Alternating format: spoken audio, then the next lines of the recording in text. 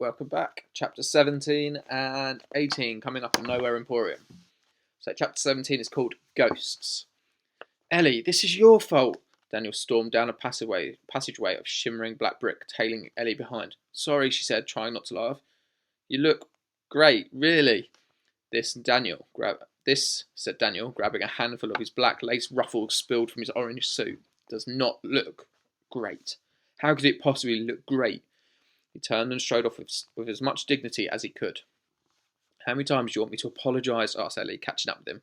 Papa asked me what I thought you might like to wear. I couldn't resist. Don't tell me you wouldn't have done the same to me, because I know you would. I'll get you back for this. They reached a grand set of arched black doors. A single word had been painted on the nameplate in flowery letters. Ballroom. Daniel pulled the golden door handles, and the doors swung open. A huge circular wonder opened up before him, with a marble floor and a high domed ceiling of the deepest black, finished with scattering gold stars.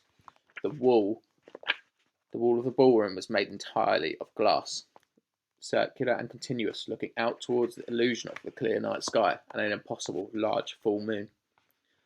The floor was crowded with guests in orange and black and gold. Many had been cornered by members of the Emporium staff who were excited by the rare opportunity to speak freely with those beyond the shop walls. Ghostly waiters walked among the guests. They carried golden trays neatly stacked with goblets of orange liquid, piles of chocolate bats and licorice spiders, apples coated in rich caramel and chocolate, all filling the room with delicious sweet scents. A hush began to fall over the crowd. Heads turned towards a raised circular platform in the centre of the floor, where a ghostly brass band had assembled. And then the band began to play. Waves of music swept the ballroom, enveloping guests and staff alike, carrying them off into waltz and spins and toe-tapping and high-kick barn dances. Daniel could not resist the urge to dance. He felt a hand on his arm, found himself on the floor with Anya, the snake charmer. They danced until Daniel could dance no more, and he went to the edge of the room to catch his breath. Ellie showed no signs to stop him. She hadn't left the dance floor all evening, and it seemed to Daniel that it was the happiest he had ever seen her look. A waiter passed by, offering him a goblet. What is it? He asked, trying not to be too distracted by the fact that he could see through the waiter. Pumpkin mead. Daniel took a goblet and sipped the liquid. It warmed his inside, like drinking the memory of an autumn night sat by the bonfire. He had drained the last drop from the glass when he turned and clipped the arm of an extremely tall man in a charcoal suit, dropping his goblet with a clatter. I'm sorry, said Daniel, but when he straightened up, the man was already gone. Mr. Silver walked from the far side of the ballroom, sipped some pumpkin mead, warming him as he watched his daughter, watching everyone else. He cut through circles of chattering guests, dodging waltzing couples, catching snippets of stolen conversation.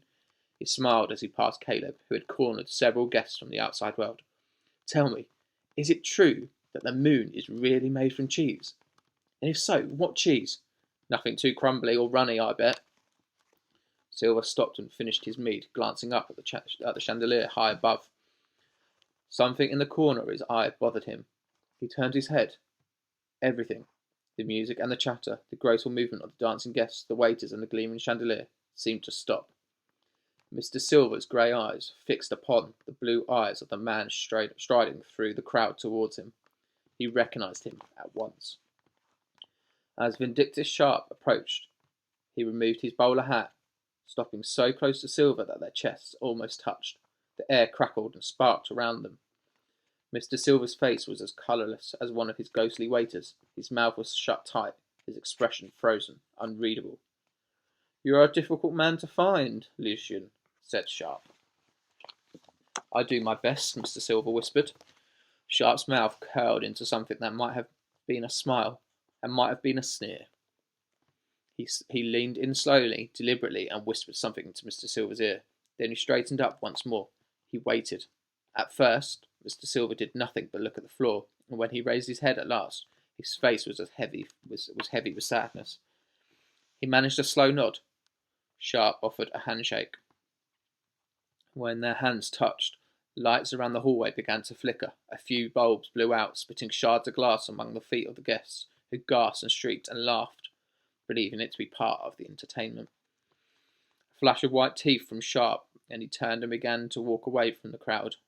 Mr. Silver watched him as he left the ballroom, standing frozen among the sea of sparkling dancers. Right, chapter 18. It's called A Parting of Ways. This is another one that's gone back in time. Edinburgh, May 1890. Raindrops the size of marbles pelted the fine oak coffin as it was lowered into the soil of unseasonable cold Edinburgh spring day. News of Birdie's passing had taken flight across oceans and continents, and many entertainers with whom she had worked with over the years had come to pay their respects, shivering teeth beneath a canopy of black umbrellas. Lucian Silver stood near the mouth of the grave and listened to the minister deliver Birdie's eulogy. Vindictus Sharp stood at Lucian's side, tall and dark and silent as a shadow. Neither acknowledged the presence of the other. When the funeral was over, mourners began to filter away towards the shelter of waiting carriages. Lucian stayed by the graveside while Sharp shook hands and exchanged brief words with a number of guests. When the last of the mourners had gone, he walked back up the hill. They stood in silence for a time. Sharp turned his head, and although not enough to make eye contact. "Your services are no longer required," he said, flexing the finger of a gloved hand. "This experiment has run its course. Teaching is not for me, and I imagine this does not come as a shock to you." Lucian Sharp said nothing. "You'll be sent your portion of last night's taking, of course." "I don't want it," Lucian said. "Last night's performance was for Birdie." Sharp gave a single nod. "Very well." He turned and began the walk back down the hill. Lucian gazed after him. I can't help that I'm better than you," he said. "Only ever did what you asked, and I was good at my job. You turned it into a competition, not me."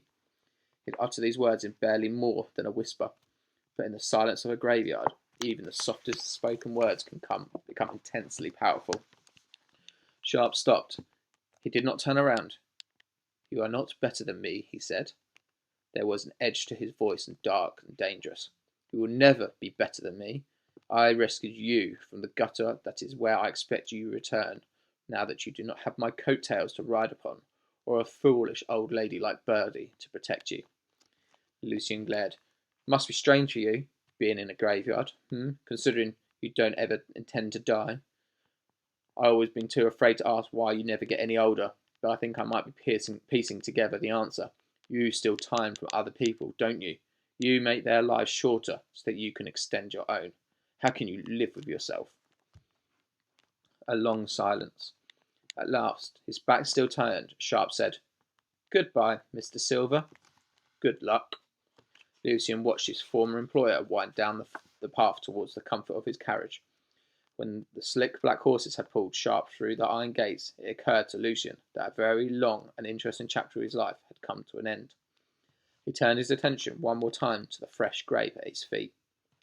Reaching into his coat, he produced a single long-stemmed red rose, which, with a wave of his hand, the stem of the rose became black as coal, and the petals were coated in shining gold.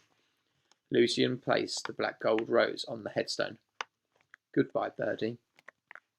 Rain washed the tears from his face as he trudged down the hill towards the gates and the world beyond. And the world was a big, big place.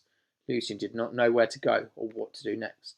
His fingers touched the book of his coat pocket, his pages of his dreams, imaginings, and possibilities, and somehow did not feel so quite lost. Without knowing why, he began to smile. Then, with a final glance at the top of the hill, Lucian Silver walked through the cemetery gates and away. There you go. Right, you have to tune back in on Monday next week after the weekend for a slightly bigger chapter of chapter 19 called Missing. Ooh, it's getting really good. Until then, I shall see you later. Bye.